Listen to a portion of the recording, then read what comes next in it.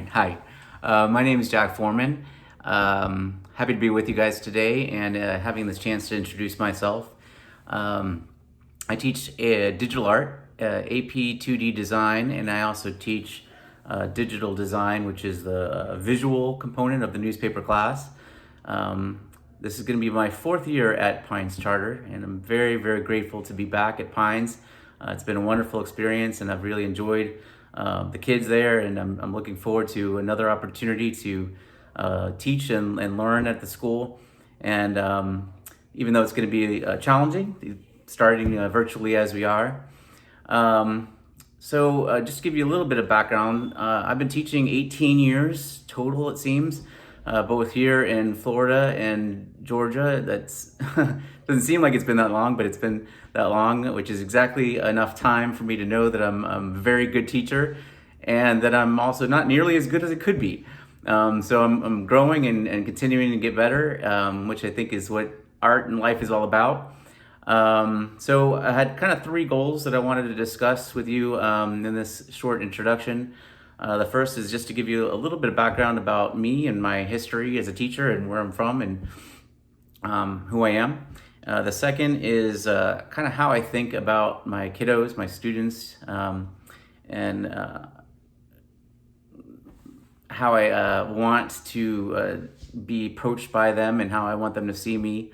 And the third thing is basically my teaching philosophy and my goal as far as what the kids will get from my class. So a little bit about me. I've been an artist of sorts my entire life. Been blessed with sort of a natural ability, a natural gift for making art, and I've been doing art since I was little. As much as I can remember, it's been a part of my life. And my dad also was an art teacher, so I've always enjoyed the idea that I saw the world in a little bit of a different way. And I think that it's really just been a real gift to sort of know that sort of my way of seeing things was special and unique. And I've always enjoyed sharing that and getting positive feedback from others that they could sort of appreciate what I was able to do too. So I think it's been rewarding to see that I can also teach that to kids.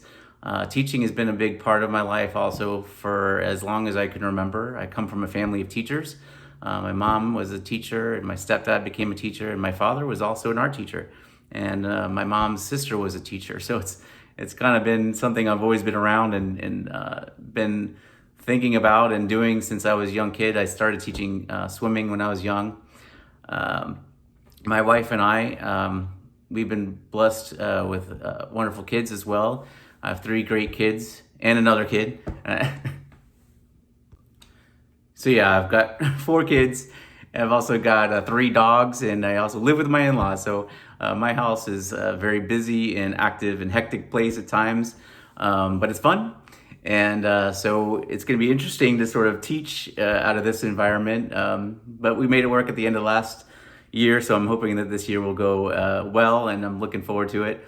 Let me talk a little bit about your kids, my students.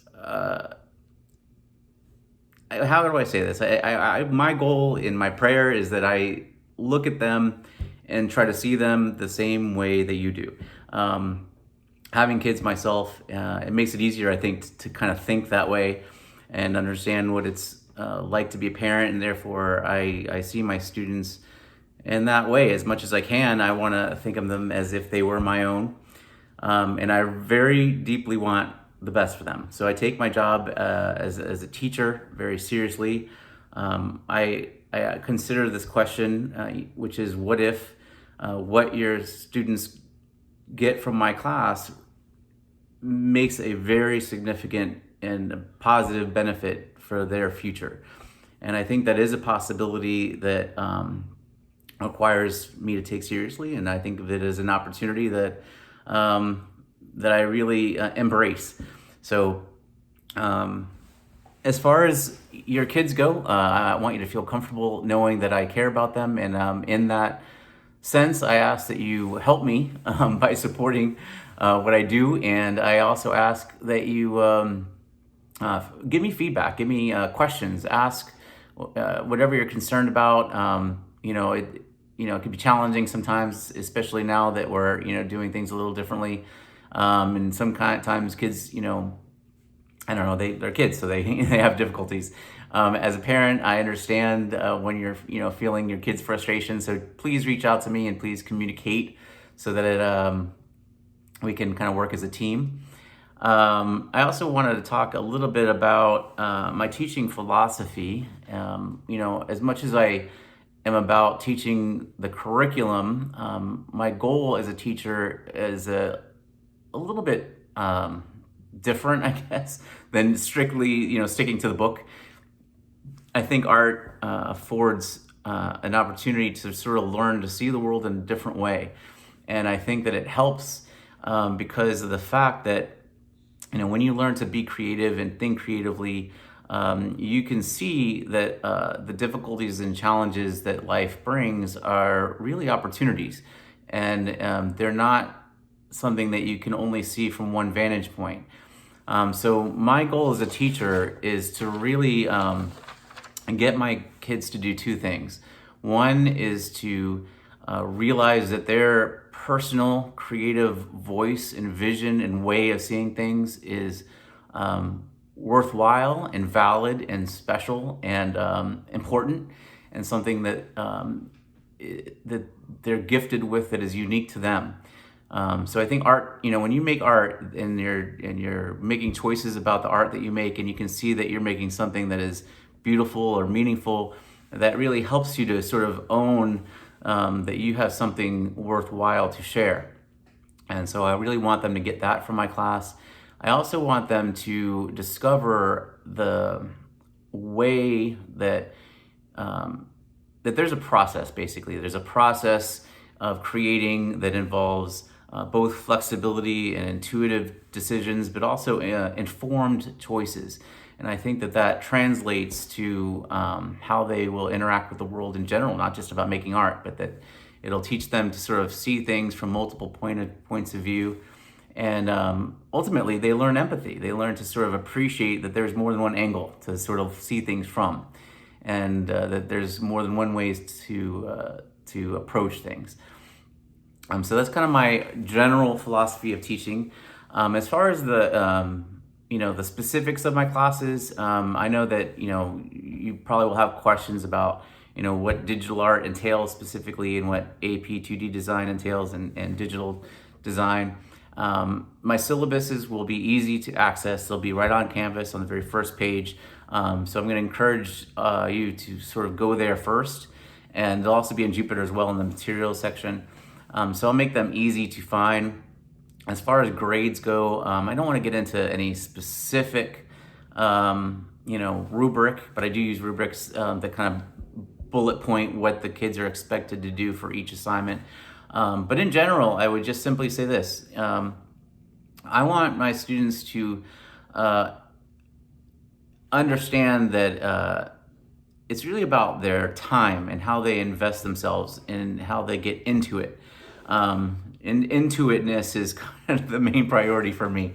That I want them to jump in and engage with the content and the material in a way that it is not so much focused on the grade, but really focused on how they think and how they see and what they can do with their time that is meaningful.